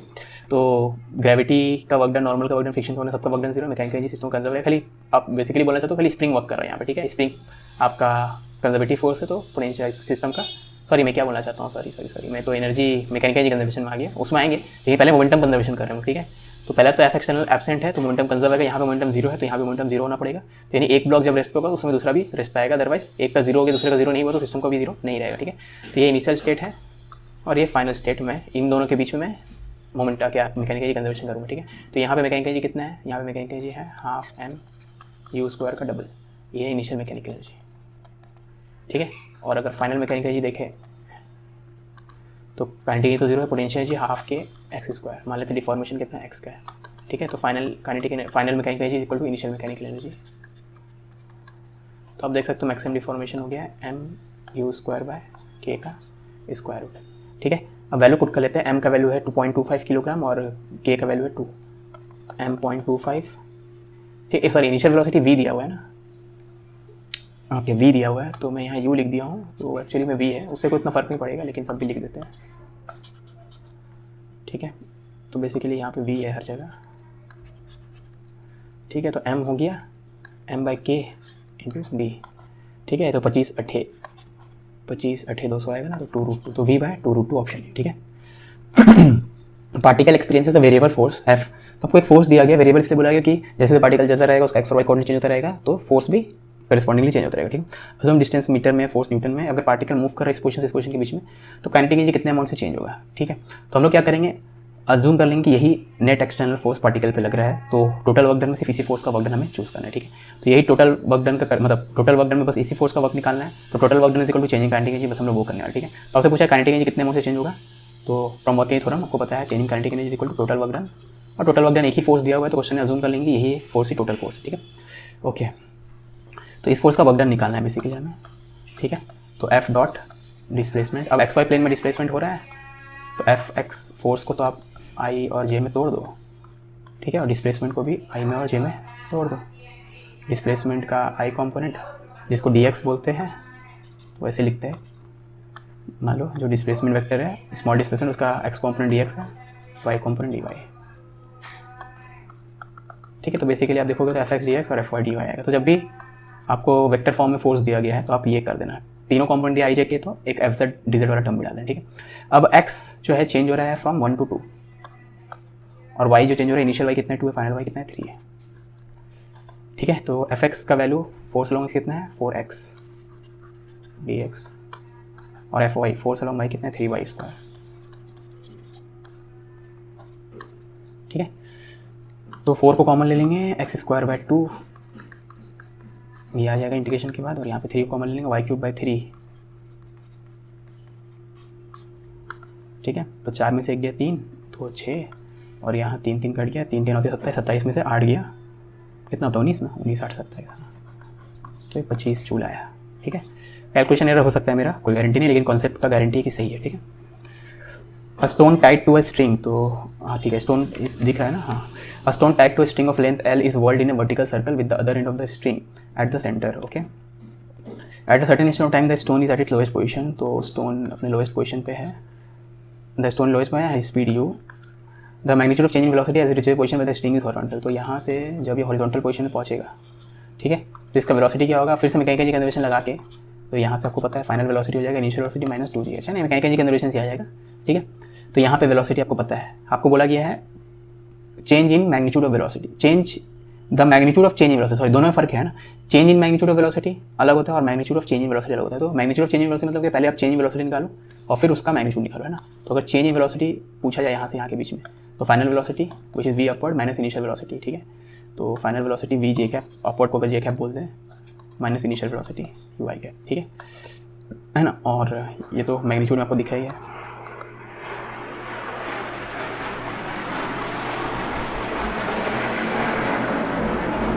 तो अगर चेंज इन वेलोसिटी वेक्टर ऐसा है तो उसका मैग्नीट्यूड कितना होगा, इसका स्क्वायर प्लस इसका स्क्वायर, तो इसका स्क्वायर प्लस माइनस यू का square, 2u square minus gh, और ये आपको दिया होगा according to question x u square minus gh, ठीक है। तो change in magnitude of change in velocity मतलब क्या, पहले चेंज इन वेलोसिटी निकाल लो, उसका एक्सप्रेशन निकालो, फिर उसका मैग्नीट्यूड निकालो, ठीक है। तो x into you square minus gh, मतलब एक्चुअली में gl है ना, h यहाँ पे l के बराबर याद रखना है ना, जहाँ जहाँ मैं h लिखा हूँ एक्चुअली में l है, क्योंकि इसका हाइट जो है l अमाउंट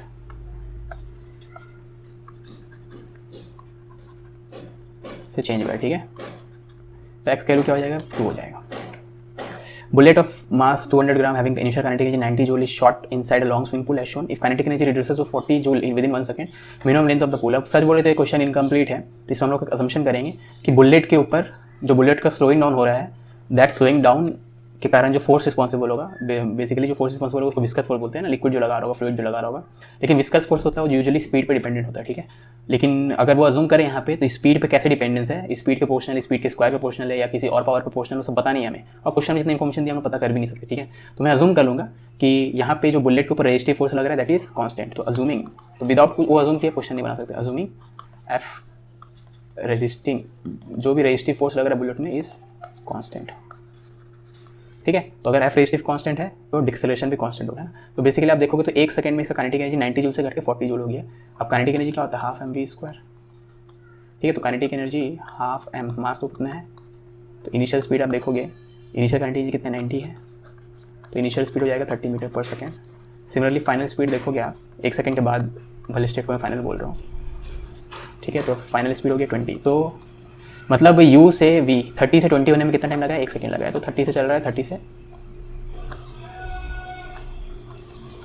से 20 होने में कितना समय लगा है, 1 सेकेंड लगा है, ठीक है। तो अगर कांस्टेंट डिक्सेलेरेशन अज्यूम करें कि इसका डिक्सेलेरेशन कांस्टेंट है, तो डिक्सेलेरेशन का मैग्नीट्यूड कितना हो जाएगा, change in velocity by time taken. तो चेंज इन वेलोसिटी का मैग्नीट्यूड 10 है और टाइम टेकन 1 है, तो ये 10 मीटर पर सेकेंड स्क्वायर, ठीक है ना। मतलब मैं एक्सेलेरेशन की बात करूँ तो change in velocity final minus initial divide by time taken, तो एक्सेलेरेशन कितना है, -10 मीटर पर सेकंड पर, ठीक है। एक बार आपको एक्सेलेरेशन पता चल गया तो आपसे क्या पूछा गया था, the bullet has to travel how much distance to come to rest completely, है ना। तो distance travel before coming to rest क्या होता है, u स्क्वायर बाय 2 है, ठीक है, मैग्नीट्यूड ऑफ एक्सेलेरेशन जो भी है ना। तो इनिशियल स्पीड कितना है, 30 आया था ना, हाँ 30 स्क्वायर बाय, ठीक है। तो 900 बाय 20 मतलब 45 मीटर, तो ऑप्शन हो जाएगा ए, ठीक है। अब देखो बेसिकली सच बोलो तो एक काइनेमेटिक्स का क्वेश्चन है, यहाँ पे सिर्फ half M we square kinetic energy के बराबर होता है, ये एक्सप्रेशन के लिए इस चैप्टर में इसको लिया गया। अदरवाइज है ये काइनेमेटिक्स, सिंपल काइनेमेटिक्स का क्वेश्चन या ज़्यादा न्यूटन्स लॉ का क्वेश्चन। आप अज्यूम करो रेजिस्टिव फोर्स जो कांस्टेंट है, इसका मतलब डिक्सेलेरेशन कांस्टेंट रहेगा, ठीक है। Anyways, block of mass am moving with kinetic energy E compresses spring through a distance 25 centimetre, और 25 सेंटीमीटर कंप्रेस करने में स्प्रिंग को इसका स्पीड जो हाफ हो जाता है, ठीक है। तो अगर स्पीड हाफ हो गया तो काइनेटिक एनर्जी 1/4 हो जाएगा। तो काइनेटिक एनर्जी याद रखना, स्पीड स्क्वायर, स्पीड के स्क्वायर का क्वेश्चन होता है, तो स्पीड अगर हाफ कर दो, ठीक है, तो काइनेटिक एनर्जी 1/4 हो जाएगा, है ना।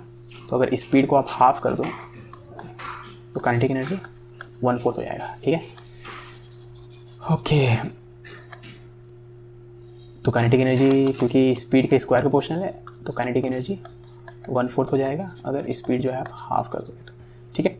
ओके, तो 25 सेंटीमीटर का उसको वो कंप्रेस किया, तो ठीक है। तो हम लोग मैकेनिकल एनर्जी कंजर्वेशन करेंगे, initial mechanical energy is equal to final mechanical energy. Initial kinetic energy इतना है, इनिशियल पोटेंशियल, इनिशियली तो स्प्रिंग कंप्रेस्ड नहीं है, is equal to final kinetic energy इतना है, ठीक है। और फाइनल पोटेंशियल कितना होगा, हाफ के इंटू 25 सेंटीमीटर का, यानी 0.25 मीटर का स्क्वायर, ठीक है। ओके, के इसका काइनेटिक एनर्जी है ना, सॉरी के नहीं, इसका काइनेटिक एनर्जी ई है। काइनेटिक एनर्जी को ई बोल रहे हैं, कन्फ्यूज मत होना, मैकेनिकल एनर्जी मत बोल देना उसको, है ना, ठीक है। तो के आई यू आई के एफ यू एफ, और इनिशियल काइनेटिक एनर्जी ई है, ठीक है। काइनेटिक एनर्जी को इजी नोट कर रहे हैं यहाँ पे, तो 3E/4 is equal to half के, तो हम लोग से क्या बोला गया है, स्प्रिंग कांस्टेंट का वैल्यू, ठीक है। तो हाफ के ये 1/4 है ना, तो 1/16, तो के का वैल्यू हो जाएगा 3E/4 इंटू 32, तो 24E, तो के इज़ 24 इंटू ई, ठीक है। तो एन का वैल्यू क्या हो जाएगा 24 है ना, तो के का वैल्यू क्वेश्चन के हिसाब से एन ई था, तो अकॉर्डिंग टू क्वेश्चन ये एन ई है, तो एन की वैल्यू क्या आ गई 24, ठीक है।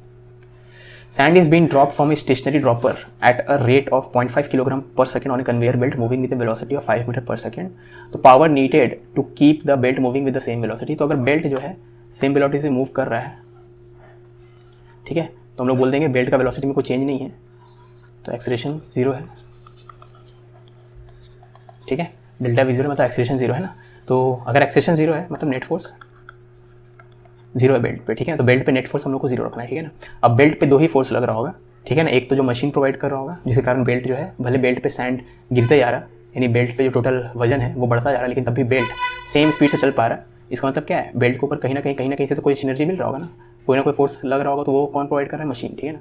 तो फोर्स ड्यू टू जो भी है मशीन, जो भी मशीन का मोटर फोटर जो फोर्स प्रोवाइड कर रहा होगा, ठीक है, जिसके कारण belt continues to move with constant velocity, और फोर्स ड्यू टू ये जो थ्रस्ट फोर्स सैंड लगा है ना, तो बेल्ट के ऊपर 2 ही फोर्स है, नेट फोर्स ऑन बेल्ट 0 होगा मशीन का, और ये सैंड गिरते हुए सैंड के कारण जो फोर्स लग रहा है, ठीक है, ये 0 है। तो मैग्नीट्यूड वाइज देखेंगे तो मशीन का फोर्स जो होगा सैंड के फोर्स के बराबर होगा, और सैंड जो फोर्स लगा रहा होगा उसको तो थ्रस्ट फोर्स बोलते हैं ना, ठीक है। सैंड जो फोर्स लगा रहा हो कौन सा फोर्स है, थ्रस्ट फोर्स, ठीक है।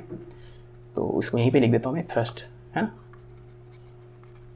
तो मैग्नीट्यूड वाइज ये दोनों इक्वल होंगे। अब थ्रस्ट का फोर्स जो होता है वो रिलेटिव वेलोसिटी का मैग्नीट्यूड इनटू जिस रेट से मास गिर रहा होगा उसका मैग्नीट्यूड, ठीक है।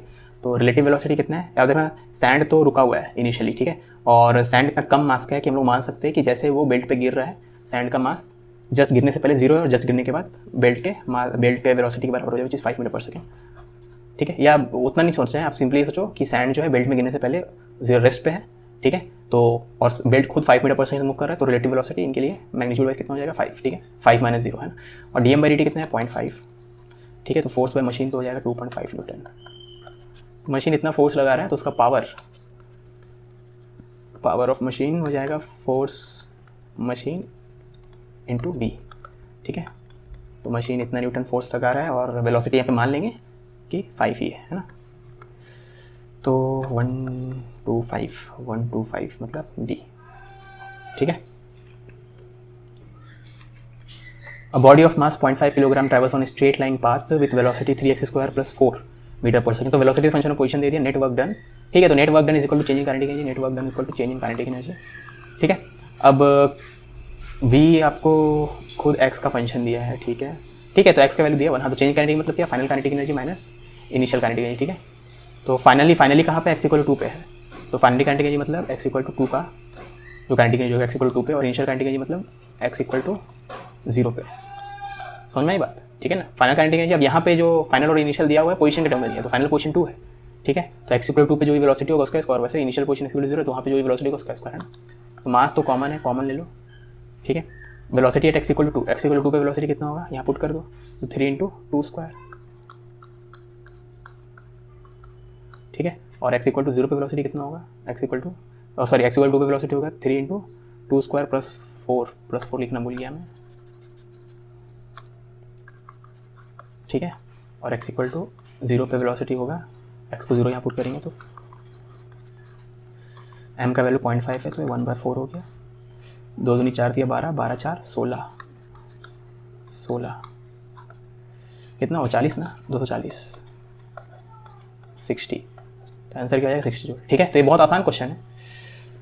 A block of mass 2 kg moving on a horizontal surface with speed 4 metre per second enters a rough surface ranging from 0.5 metre to 1.5 metre, ठीक है। Retarding force in this range of a rough surface related to distance by okay, distance नहीं लिखना था, position लिखना चाहिए था, anyways, जहाँ पे k का वैल्यू इतना है, the speed of the block, ठीक है। तो मैं अज्यूम कर रहा हूँ यहाँ पे डिस्टेंस नहीं है, पोजीशन है, ठीक है, क्योंकि डिस्टेंस ट्रैवल के लिए तो पता करना पड़ेगा कहाँ से चलना स्टार्ट किया, वो हमें नहीं पता, तो मैं मान लेता हूँ कि x कोऑर्डिनेट पे डिपेंडेंट है इसके ऊपर जो रेजिस्टिव फोर्स लग रहा है, और x कोऑर्डिनेट 0.5 मीटर से 1.5 मीटर के बीच में चेंज हो रहा है, ठीक है। तो speed of the block is just causes the rough surface, ठीक है। तो देखो सरफेस घुसते समय, एंटर करते समय इसका वेलोसिटी है इतना, ये सरफेस कहाँ पे, मतलब रफ पार्ट कहाँ पे स्टार्ट हो रहा है, x = 0.5 मीटर पे, और कहाँ पे खत्म हो रहा है 1.5 मीटर, ठीक है ना। तो इनिशियल स्पीड पता है, फाइनल हमें पता करना है। तो changing kinetic energy is equal to work done, ठीक है। और वर्क डन यहाँ पे देखो, इसके ऊपर नॉर्मल होगा तो वर्क डन, तो नॉर्मल mg का वर्क डन 0 आएगा, सिर्फ इसके ऊपर जो फ्रिक्शनल फोर्स है उसका वर्क डन है, वो फ्रिक्शनल फोर्स का एक्सप्रेशन यहाँ पे दे दिया है, ठीक है। जो भी रेजिस्टिव फोर्स है उसका एक्सप्रेशन दे दिया है, तो वर्क डन में ये वाला फोर्स है ना। ओके ठीक है, चेंजिंग काइनेटिक एनर्जी, तो final kinetic energy minus initial is equal to work done. अब आपका जो फ्रिक्शनल फोर्स है वो इस तरफ लगेगा, तो आप ब्लॉक को किसी भी मोमेंट पे ड्रॉ करोगे तो फ्रिक्शनल फोर्स माइनस के एक्स मतलब अपोजिट टू वेलोसिटी, ठीक है। तो डिस्प्लेसमेंट इस तरफ हो रहा है लेकिन फोर्स इस तरफ है, तो स्मॉल वर्क डन आप देखोगे तो दोनों का डॉट प्रोडक्ट नेगेटिव आएगा और मैग्नीट्यूड को मल्टीप्लाई कर दो तो टोटल वर्क डन इंटीग्रेशन कर देंगे इसका, ठीक है। कहाँ से कहाँ तक, 0.5 से 1.5 के बीच में, ठीक है। तो k का वैल्यू हमें दे दिया है 12 और x²/2 हो जाएगा, ठीक है। तो वर्क डन तो हो गया 6 into this plus this minus this plus this हो जाएगा 2, दिस माइनस दिस हो जाएगा 1, तो -12 जूल। तो वर्क डन क्या हो जाएगा, -12 जूल, ठीक है। ओके, अब वर्क डन आ गया, work done is equal to changing kinetic energy, उसको यूज़ कर लेते हैं। तो work done is equal to changing kinetic energy हो जाएगा ½ m final speed minus initial speed square में, final speed v², initial speed के स्क्वायर 4², ठीक है। और वर्क डन तो आ गया -12। बस तब इन दोनों को इक्वेट करेंगे, मास हमें दिया हुआ 2, ठीक है। तो मास का वैल्यू 2 है, तो v² - 4² इज इक्वल टू -12, तो ये हो जाएगा 2 नहीं 4। मिट जा भाई, नहीं मिटा तो 4। अरे क्या कर रहा हूँ मैं, गजब कैलकुलेशन एरर है मेरा। तो v² इज इक्वल टू 12, 16 में से 12 गया यानी 4, हाँ v का वैल्यू 2 ही आएगा, ठीक है। ये 4 और ये 16, हाँ तो v का वैल्यू 2, तो फाइनल वेलोसिटी क्या हो जाएगा 2, ठीक है। पहले से लिखा था मैं। Stone of mass and tied to string is been involved in a vertical circle with uniform speed, speed constant है, ओके। वर्टिकल सर्कल में स्पीड कांस्टेंट है, कैसे भाई, ठीक है। ग्रेविटी एब्सेंट रहेगा तभी पॉसिबल हो सकता है, ठीक है, विथ यूनिफॉर्म स्पीड, ठीक है। तो मान लेता हूँ ग्रेविटी एब्सेंट है ना, तो टेंशन इन द स्ट्रिंग, तो अगर यूनिफॉर्म स्पीड बोल दिया है, अब जब भी ग्रेविटी प्रेजेंट रहेगा तो यूनिफॉर्म स्पीड नहीं हो सकता, तो यूनिफॉर्म स्पीड बोला है, इसका मतलब यही हो सकता है कि ग्रेविटी एब्सेंट है, ठीक है। वर्टिकल सर्कल है, तो वर्टिकल सर्कल में स्पीड चेंज होता है ग्रेविटी के कारण, ग्रेविटी एब्सेंट है, यूनिफॉर्म स्पीड मतलब ग्रेविटी एब्सेंट, ठीक है। तो आपसे बोला गया tension in the string is, ठीक है। मेरे को लगता था यहाँ पे स्पीड के बारे में कुछ बोलना नहीं चाहिए था, ठीक है। अब क्योंकि 4 ऑप्शन ही गलत लग रहे हैं मेरे को, देखो ना, tension is same through out, वैसे सही है वो, ग्रेविटी एब्सेंट रहेगा तो टेंशन हर पॉइंट पे फिर सेम हो जाएगा, ठीक है। Tension is minimum eight highest, तो मेरे हिसाब से अगर यूनिफॉर्म स्पीड बोल दिया है तो tension must be same at every point, ठीक है ना। तो ग्रेविटी एब्सेंट है, अब हो सकता है एक गलत लिखा गया यहाँ क्वेश्चन में, ग्रेविटी एब्सेंट है तो मैं आपको दिखा देता हूँ किसी पोजीशन पे जब ये रहेगा, क्योंकि ग्रेविटी एब्सेंट है, स्पीड कांस्टेंट है, आपको पता ही है ग्रेविटी स्पीड कांस्टेंट है इसलिए ग्रेविटी एब्सेंट है, तो आपका, अरे यार ये चेंज हो जाए, ठीक है। तो स्पीड कांस्टेंट है, तो स्पीड कांस्टेंट है तो आप क्या करोगे, यहाँ पे जब भी टेंशन लिखोगे, इसका स्पीड मान लो v है, तो टेंशन इक्वल टू mv², और यही तो लिखोगे। अब v कांस्टेंट है, मास और रेडियस कांस्टेंट है, सर्कल में घूमना मतलब रेडियस कांस्टेंट है, मास पार्टिकल का चलते चलते चेंज नहीं हो जाएगा यहाँ पे, ठीक है। तो हर चीज़ कांस्टेंट, टेंशन भी कांस्टेंट होगी, ठीक है। हाँ, अगर यहाँ पे स्पीड के बारे में कुछ नहीं बोलता और जो जनरल केस होता है कि अर्थ के ऊपर मतलब ग्रेविटी प्रेजेंट है और वहाँ पे हम लोग वर्टिकल सर्कुलर मोशन करवा रहे हैं, तो वहाँ पे तो पक्का है कि स्पीड चेंज नहीं होगा, ठीक है ना। तो एक्चुअल मुझे लग रहा है क्वेश्चन ऐसा होना चाहिए, लेकिन कोई बड़ी बात नहीं, जो भी गलती करता है। तो अगर क्वेश्चन ऐसा होता कि vertical circular motion in presence of gravity अगर है, अगर ऐसा क्वेश्चन होता, क्योंकि मुझे लगता है लोग ऑप्शन देख के तो मुझे यही लग रहा है लोग ये बोलना चाहते थे, vertical circular motion in presence of gravity, अगर मतलब ग्रेविटी प्रेजेंट है, ठीक है, जो कि नॉर्मल केस है, इन प्रेजेंस ऑफ ग्रेविटी। अगर ये क्वेश्चन होता तब टेंशन जो होता मैक्सिमम होता एट लोएस्ट पोजीशन, ठीक है, लोएस्ट पोजीशन, और टेंशन जो है मिनिमम होता एट हाईएस्ट पोजीशन। तो अगर मैं अज्यूम कर रहा हूँ लोग इस कॉन्सेप्ट पे बेस्ड क्वेश्चन पूछना चाहते थे, तो कॉन्सेप्ट में सिखा दिया, ठीक है। तो यहाँ पे एक ब्लॉक स्टार्ट कर रहा है moving up an incline with initial velocity v0, ठीक है, और वापस वो आया उसी पॉइंट को क्रॉस किया v0/2 से, मतलब ऊपर आते वक्त v0 था और नीचे आते वक्त उस पॉइंट को जब क्रॉस किया तो v0/2। तो काइनेटिक फ्रिक्शन का वैल्यू I/1000 का कैलकुलेट किया, बेसिकली काइनेटिक फ्रिक्शन का वैल्यू पूछ रहा है। तो ऊपर वाला जर्नी में देखेंगे तो हाईएस्ट पॉइंट पे तो वेलोसिटी 0 हो जाएगा, इनिशियल पॉइंट पे वेलोसिटी v0 है, मान लेते हैं l डिस्टेंस गया है ऊपर, ठीक है, मतलब ये इंक्लाइन का लेंथ l है, तो ऊपर आते वक्त फ्रिक्शन तो नीचे की तरफ होगा, है ना। तो work done is equal to change in kinetic energy में लोग आएंगे, तो ऊपर आते वक्त वर्क डन में फ्रिक्शन माइनस फ्रिक्शनल फोर्स कितना होगा, हम लोग के mg cos theta into l, ये हो गया वर्क डन फ्रिक्शन, माइनस एक और वर्क डन आएगा, वर्क डन फ्रिक्शन तो इतना है नेगेटिव में आएगा, वर्क डन में ग्रेविटी भी आएगा, ठीक है, वो हो जाएगा minus M G L sine theta, ठीक है, क्योंकि अब ध्यान दोगे तो ऊपर जाने के वक्त तो कितना हाइट अटेन किया होगा, एल साइन थीटा हाइट में अटेन किया होगा ना, ये एल है ये थीटा है, तो एल साइन थीटा ऊपर गया, ठीक है। तो माइनस एम जी एच, क्योंकि work done by gravity negative रहेगा, is equal to changing kinetic energy final zero है, initial minus half M we not square, ठीक है, ये एक रिलेशन आ गया है ना। वही सेम चीज़ नीचे आने के लिए करते हैं, तो नीचे आने का मोशन अगर मैं ड्रॉ करूँ तो नीचे आते वक्त देखेंगे हाईएस्ट पॉइंट पर एस पे, और जब इसको क्रॉस किया तो वी नॉट बाई टू से क्रॉस किया। अब नीचे आते वक्त ऑफकोर्स फ्रिक्शन ऊपर लग रहा होगा, काइनेटिक फ्रिक्शन तो हमेशा वेलोसिटी के अपोजिट, ठीक है, ठीक है। तो work done by friction minus mu K M G, अरे के छोटा लिखना चाहिए मुझे, minus mu K M G cos theta L, work done friction अभी भी नेगेटिव है लेकिन वर्क डन बाय ग्रेविटी तो पॉजिटिव है ना, और final kinetic energy half M we nought by two का स्क्वायर, और इनिशियल क्या है जीरो है, ठीक है। तो यही दो इक्वेशन है, ये एक इक्वेशन, ये एक इक्वेशन, दो इक्वेशन है, दो ही अननोन है ना, म्यू अननोन है और वी नॉट अननोन है ना, एम कैंसिल हो जाएगा ना, एम कैंसिल आउट हो जा रहा है, ठीक है। तो यहाँ पे देखो इसको सॉल्व कैसे करेंगे, इस इक्वेशन से अगर आप इसको थोड़ा सिंप्लीफाई करें, एम कॉमन लेके कैंसिल आउट कर दो, ठीक है। तो basically G L sine 30 degree था ना, 30 डिग्री है ना, तो G L sine 30 minus minus सब प्लस में हो जाएगा, plus mu K L, mu के G L cos 30 is equal to we not square by 2, ठीक है। और इससे जो दूसरा रिलेशन आएगा फिर से एम कॉमन लेके कैंसिल आउट कर दो, ओके। तो यहाँ पे आ जाएगा g L sine 30 minus mu के G L cos 30 is equal to we not square 4/8, v not square by 8, ठीक है, ओके। अब हमें क्या चाहिए, हमें चाहिए वी नॉट तो नहीं चाहिए ना, तो यहाँ इन दोनों इक्वेशन को डिवाइड कर देते हैं, तो अगर इन दोनों को डिवाइड कर दे वी नॉट कैंसिल आउट हो जाएगा, ठीक है। तो डिवाइड करेंगे 2 4, इधर 4 बचेगा ना, 1 बाय ऊपर 4 बचेगा, this is 4 times of this है ना, तो 4 into this equal to this, तो बेसिकली इन दोनों इक्वेशन को सॉल्व करोगे आप, ठीक है। तो ये दिख रहा है, हाँ मेरा सिर आने वाला है बस, तो 4 times of this g L sine 30 minus mu के G L cos 30 is equal to g L sine 30 plus mu के जी एल कॉस 30, ठीक है। बस अब इसको सिंप्लीफाई करेंगे, आंसर आ जाना चाहिए, तो 4 - 1 3 G L sine 30 is equal to -4 + 5 mu के जी एल कॉस 30, तो म्यू के की वैल्यू आ रही है 3/5 G L cancel tan theta, ठीक है। अब 3/5 इंटू टैन 30 कितना होता है 1/√3, तो √3/5, ठीक है, ओके। अब क्वेश्चन में बोला गया था म्यू के का वैल्यू I/1000 है, तो म्यू के इज नथिंग बट I/1000, तो म्यू के का वैल्यू क्वेश्चन में बोला गया है I/1000, तो I का वैल्यू क्या होगा √3/5 इंटू 1000, तो 200 इंटू √3, ठीक है। तो ये 1.73 ले लेते हैं, तो 173 का डबल, मैं रिस्क नहीं लूँगा, मैं हमेशा कैलकुलेटर यूज़ करूँगा, तो 346, ठीक है। तो ये आंसर आएगा 346, है ना।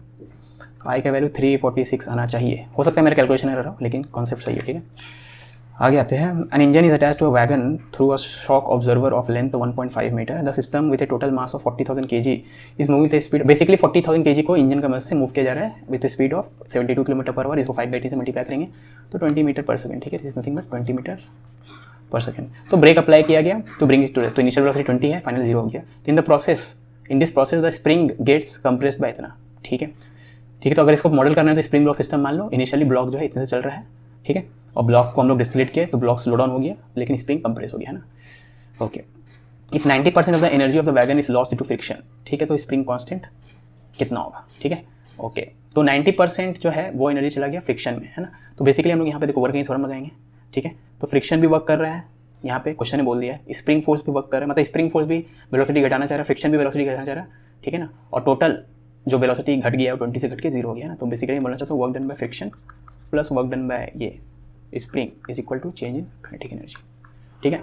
वर्क डन बाय फ्रिक्शन हो जाएगा माइनस म्यू एम, ठीक है, वर्क डन 90% इस लॉस 90% बोल दिया है, ठीक है, तो ये हो जाएगा 90% ऑफ हाफ mu², ठीक है, ओके। और work done by spring force ये निकालना है हमें k, है ना, तो -12 k x² डिस्प्लेसमेंट स्क्वायर, ठीक है, is equal to change in kinetic energy final 0 है, इनिशियल है ½ m u², बस ये इक्वेशन लिखना है हमें, ठीक है। तो half cancel, 0.9 mu² plus kx² is equal to mu²। तो बेसिकली स्प्रिंग वाला में भी 10% हो जाएगा, ठीक है। ओके, मैं हाफ कैंसिल कर देता ना, हाफ कैंसिल, हाँ 0.9 mu², kx² इतना, ठीक है। तो kx² हो जाएगा आपका 0.1 mu²। तो k का value 0.1 into m into u by x का स्क्वायर, ठीक है। मास कितना दो इंजन का 40,000 किलोग्राम और इनिशियल स्पीड है 20, ठीक है। ये 40,000 क्वेश्चन में दिया हुआ है, इनिशियल स्पीड 20 और कंप्रेशन आपको बोल दिया स्प्रिंग में कितने कंप्रेशन है 1.5, ठीक है ना। शॉक एब्जॉर्बर फ्लो इतना, spring gets shock absorber gets compressed by 1 metre, okay 1 metre बोला गया, सॉरी, ठीक है। Engine is attached to a wagon through a shock absorber of length इतना, ओके वो दोनों चल रहा था, कंप्रेस हुआ है। तो क्या मैं यहाँ पे ये मान लूँ इनिशियली स्प्रिंग ओरिजिनल लेंथ 1.5 है, मैं मान लेता हूँ खाली ये ओरिजिनल लेंथ ही है, ठीक है, और ये डिफॉर्मेशन है, तो फाइनल मतलब एक्स का डिफॉर्मेशन तो 1 का ही है, तो इसको मैं 1 ही मानूंगा, ठीक है। तो इनिशियल वेलोसिटी 20 और ये 1 है ना। ओके, तो ये 4000 इंटू 400, तो 4 चौके 16, 1 2 3 4 3 2 5, ठीक है। तो आपका k का वैल्यू इतना भयंकर आ रहा है, ओके 10 की पावर 5 बोला है ना, ठीक है। 1 2 3 4 5, हाँ, तो 16 इंटू 10 की पावर 5, ठीक है। तो ये 16 हो जाएगा यहाँ पे। Okay, moving on, a block of mass m drop from height h reaches the ground with इतना speed, value of work done by air friction, ठीक है। तो इसके जर्नी में दो ही फोर्सेस वर्क किया होगा उसके ऊपर, ग्रेविटी और फ्रिक्शन। तो total work done on the block in journey is equal to change in kinetic energy of the block. Work done में ग्रेविटी, तो सिंपली वो नीचे जा रहा है, ग्रेविटी भी नीचे एक्ट कर रहा है, तो वर्क डन में ग्रेविटी पॉजिटिव है। वर्क डन फ्रिक्शन हमें नहीं पता, नहीं एक्सप्रेशन कुछ निकाल सकते, लेकिन वर्क ए थ्योरम यूज़ करके हम लोग, क्योंकि ये पता है तो हम लोग ये निकाल लेंगे, ठीक है। Change in kinetic energy, final kinetic energy इतना है half m final speed minus initial kinetic energy, rest से छोड़े ना, ड्रॉप मतलब इनिशियली रेस्ट पे है ना, ठीक है। तो वर्क डन में फ्रिक्शन यहाँ से आ जाएगा आपके पास, ये कितना हो जाएगा half m 0.64 GH minus mgh, तो ये 0.32, तो 0.32 माइनस 1 0.68, ठीक है। तो वो भी नेगेटिव में, तो माइनस 0.68 है ना। Automobile of mass m decelerate starting from origin and initially at rest while the engine supply the constant power t. Position is the function of time, ठीक है। तो पावर कांस्टेंट है, पावर होता है F इंटू वी। अब यहाँ पे जो इंजन फोर्स लगा रहा है वही फोर्स के कारण चल रहा है, जूम कर ले तो वही नेट फोर्स है, ठीक है। तो फोर्स हो जाएगा सिंपली, क्योंकि नेट फोर्स ही इंजन का फोर्स है, तो नेट फोर्स हो जाता है मास इंटू एक्सेलरेशन, है ना। और एक्सेलरेशन आपका हो जाएगा डी बाय, तो हम लोग को टी के टर्म में निकालना है, डी बाई डी टी लिखो, ठीक है। तो यहाँ से v as a function of t चाहिए, तो v d v is equal to p by m d t. P by m constant है, पावर कॉन्स्टेंट है, मास कॉन्स्टेंट है। तो 0 टाइम पे वेलोसिटी 0 है, क्योंकि इनिशियली रेस्ट पे है, और t टाइम पे वेलोसिटी मान लो v है, तो यहाँ पे v²/2 P by m into t, ठीक है। तब से बोलेगा position as a function of time, तो v as a function of time मिल गया, तो v आप देखोगे तो 2p बाई एम इंटू इतना, ठीक है। ओके, एक बार v as a function of t मिल गया है, तो आप v को dx बाय dt लिख लो, क्योंकि हमें x as a function of t चाहिए, ठीक है। आप इसको कांस्टेंट मतलब प्रोपोर्शनलिटी भी यूज़ कर सकते हो, लेकिन उससे लोग कन्फ्यूज होते हैं, मैं ऐसे दिखा रहा हूँ। तो dx का integration is equal to 2p by m, तो ओके हमें तो पूरा चाहिए, सॉरी, तो प्रोपोर्शनलिटी मत यूज़ करो, इनफैक्ट हमें चाहिए प्रोपोर्शनलिटी कांस्टेंट √t dt, ठीक है। तो t इक्वल टू 0 पे पोजीशन 0 है, t इक्वल टू पे पोजीशन मान लो x है, तो x is equal to √2p by m। मेरा तो हर जगह यहाँ पे 9p बाई 8m है, मेरा क्यों नहीं आ रहा वैसा। पावर f भी f होता है mass into acceleration, acceleration d by D t, v d v p d t v d v v²/2, और यहाँ पे pm बाई टी, सही तो है। ओके, कांस्टेंट आएगा ना भी यहाँ पे, ठीक है। तो t का इंटीग्रेशन t² 3/2, हाँ, तो बस, तो यहाँ से ये हो जाएगा 3/2 को हम लोग 2/3 स्क्वायर करके 4/9, तो 8 है 9 लिख दो। x is function of t 8p by 9m, 8p by 9m t की पावर 3/2, ठीक है।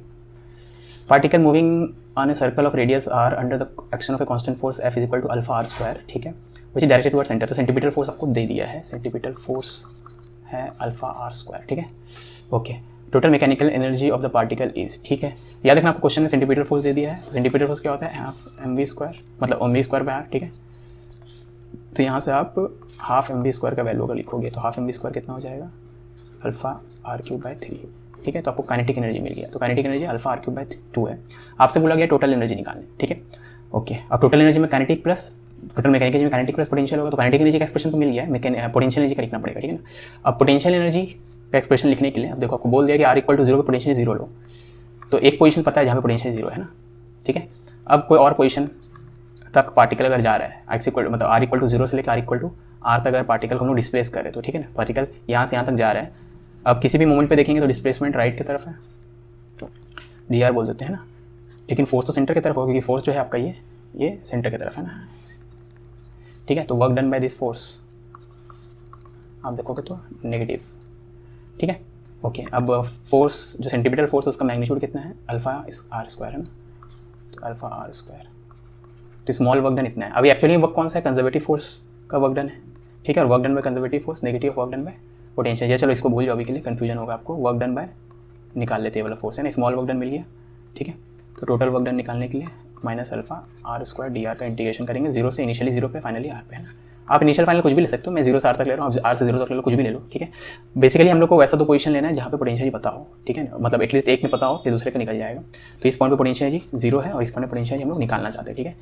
तो यहाँ पे देखो ये माइनस अल्फ़ा r³ आ गया, तो वर्क डन आ गया। अब वर्क डन होता है negative of change in potential energy, ठीक है। अब नेगेटिव चेंज मतलब क्या, चेंज होता है final minus initial, negative change मतलब इनिशियल माइनस फाइनल,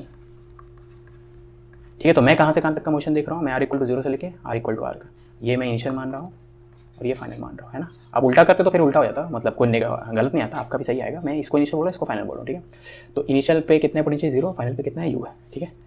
तो 0 - u = माइनस अल्फ़ा r³/3। तो u का वैल्यू आप देखोगे, ठीक है, u इतना है, k इतना है, तो e हो जाएगा k + u, k इतना है, u इतना है, ठीक है। अगर दिख नहीं रहा तो दिख जाएगा 5/6, तो 5/6 अल्फ़ा r³, ठीक है। कॉन्ग्रेचुलेशंस वीडियो लेक्चर कंप्लीट करने के लिए। सो जो भी चीज़ आपको अच्छी लगी, जो भी चीज़ ख़राब लगी, प्लीज़ कमेंट में बताना। और अगर आप डाउट पूछोगे कमेंट में तो प्लीज़ टाइम स्टैम्प के साथ ही डाउट पूछना, करेक्ट टाइम स्टैम्प के साथ। और वीडियो अगर अच्छी लगी हो तो लाइक करना, ख़राब लगे तो डिसलाइक करना, और कारण भी बताना प्लीज़ कमेंट में, ताकि फ्यूचर वीडियोस में वो चेंजेस इनकॉर्पोरेट करके फ्यूचर वीडियोस, फ्यूचर लेक्चर्स और अच्छे बन सके, ठीक है। तो चलो मिलते हैं नेक्स्ट सेक्शन में, अंटिल देन बाय।